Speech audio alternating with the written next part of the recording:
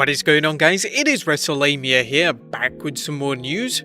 It's the first Raw of August, and what surprises can fans expect as the WWE looks to boost the Red brand's ratings and hype up SummerSlam. Join us now as Wrestlelamia analyzes the 3rd August edition of the Red brand and looks at the wildest wrestling news stories and rumors you need to know, including a real-life suspension, in addition to a storyline suspension, Triple H's plans to leave the WWE, WWE's secret plans of bringing back the Attitude Era, and much more. Be sure to subscribe and hit that notification bell for daily wrestling videos. As always, we won't waste your time recapping the matches, but we will take a look at the good, the bad, and the downright ugly from last night's show. As always, we start off with the good as number 1, Samoa Joe is awesome.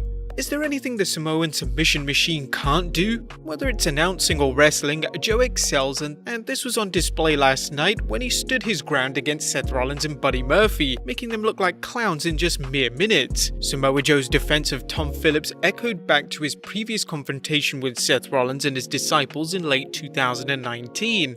It was well done and a good way to build a Dominic Mysterio vs Seth Rollins match. More on that later. Everyone knows that Joe is a legitimate badass, and it's novel to have someone calling the matches who won't be intimidated by wrestlers. The fact that Joe is one of the best color commentators in the WWE only adds to his appeal, but when he does return to the ring, they need to put this man right back at the top where he belongs. Number 2, a powerful promo. While Drew McIntyre vs Randy Orton needs no build-up, that doesn't mean they shouldn't add some excitement to the match with the two combatants exchanging words. Although McIntyre's accusations of Orton being an entitled brat were reminiscent of Edge's past promos on the Legend Killer, and let's be fair, Orton has paid his dues, nepotism or not, McIntyre's words cut deeply as he reminded Orton of how he did nothing to help Drew when he was at his lowest. Drew's vow to make Orton pay for all the other wrestlers he's ignored or hurt was a good way to work Orton's very real past misconduct into the upcoming match. Number 3, Ruby Riot's promo.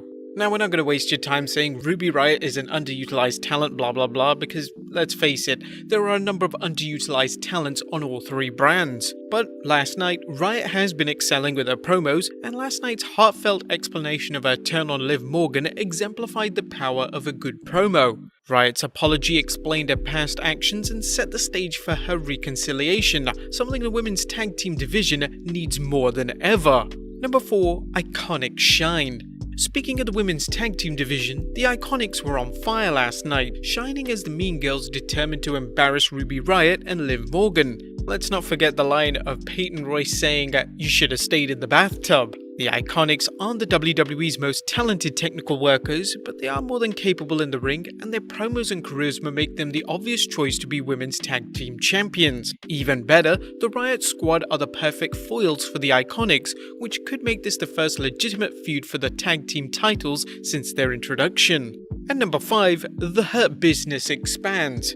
As bad as Raw Underground was, we'll get onto that later, the Hurt Business seems like a good fit for the concept of an underground fight club, as Shelton Benjamin, Bobby Lashley and even MVP exude toughness and badassery. The Hurt Business is undoubtedly the best WWE faction in years, but they need a good storyline, and the Fight Club could be it, as championship opportunities don't seem to be on the horizon for anyone in the Hurt Business, apart from the 24/7 championship again. But that was the good. What about the bad? Is number 1, throwing Shane into the deep end.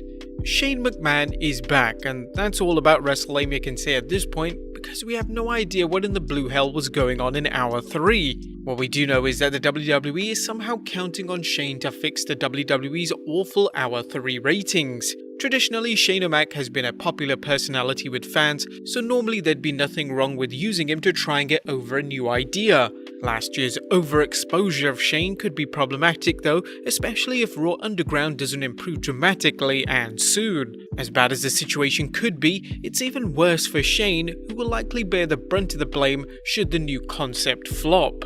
Number 2, Not So Pretty Poison. As fans know, WWE owns WCW and broadcasts its various shows on the WWE Network, including the best and worst of Monday Night Nitro. Unfortunately, last night's Raw seemed to revisit some of the bad angles from past Nitros, with someone poisoning Montez Ford, much as someone poisoned Ric Flair on Nitro. This angle was handled with zero subtlety and looked like something out of a bad soap opera. Now, we're not dissing Montez Ford's acting, it was actually pretty good, but the idea of wrestlers poisoning each other may not be new. There's a reason it's rarely been used. It breaks the suspension of disbelief of wrestlers competing in a legitimate sporting event.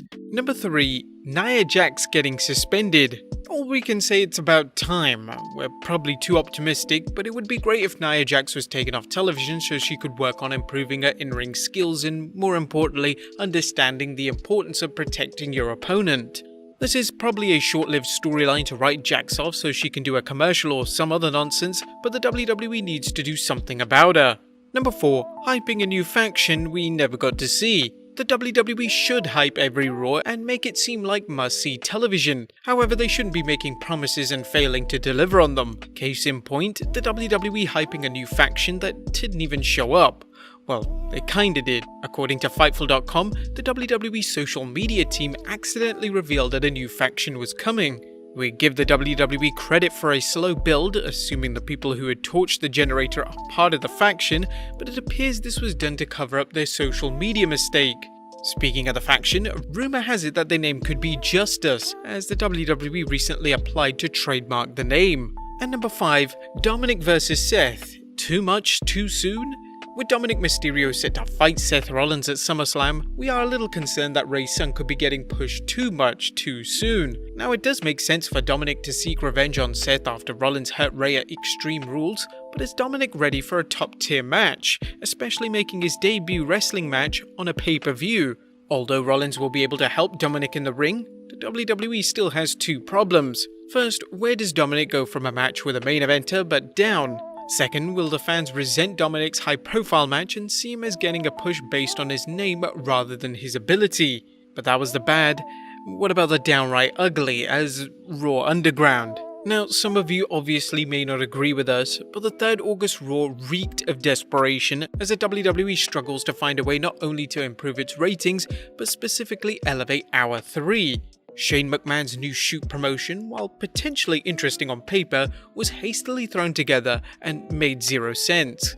Is there any financial incentive for wrestlers to compete for Shane? Are they competing just to beat people up? Regrettably, the underground concept poorly utilized every trope of an underground club, ranging from sleazy women to a dimly lit warehouse. The only thing missing was a midget wrestler. This idea is already off to a bit of a bad start, and as shocking as it may sound, we can't help but wonder whether Vince Russo is writing for Hour 3. Having a couple of work shoot fights on your show kinda undermines the wrestling a bit, doesn't it? Now, although it would be easy to call the latest episode a complete shit show and ugly to the bone, the reality is that WWE still managed to pull off some good segments, showing there's plenty of hope for the Red brand given the many talented performers working there. Who knows, later down the line we could change our minds about Raw Underground. Of course, we need to give it more of a chance, but we predict that McMahon will scrap the concept within a couple of weeks, just like the wildcard rule, wrestling stopping during commercials, Dark Raw, and remember that brand-to-brand invitation?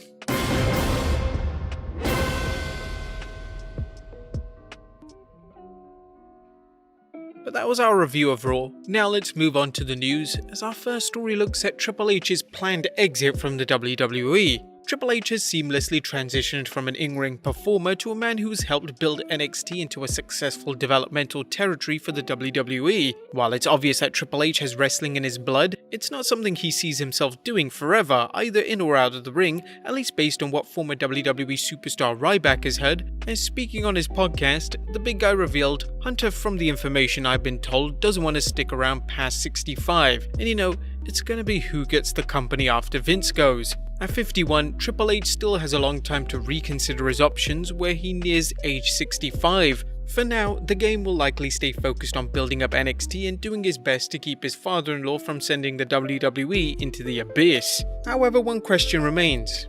If Triple H goes, then who could be in line for the throne? Shane McMahon? Stephanie McMahon? Do they know the business so much to keep it afloat? Let us know in the comments down below. Next up, Austin Theory has been suspended. Fans have been wondering where Austin Theory, Seth Rollins' latest disciple, has been since disappearing from Raw on 26 June. According to a tweet from Dave Meltzer, unannounced suspension of sorts. Theory's name had come up during the Speak Out movement where wrestlers and other officials were accused of misconduct, but it's unknown whether Theory's suspension is related to this. Next up, a wild rumor as we look at SummerSlam's latest location. Now, various news sites continue reporting on rumors about the WWE's possible venues for the biggest party of the summer. It's well known that Vinnie Mac wants to hold it outside the PC, but it's not so well known just where. Previously, we've heard rumors including cruise ships, beaches, and venues with paying fans.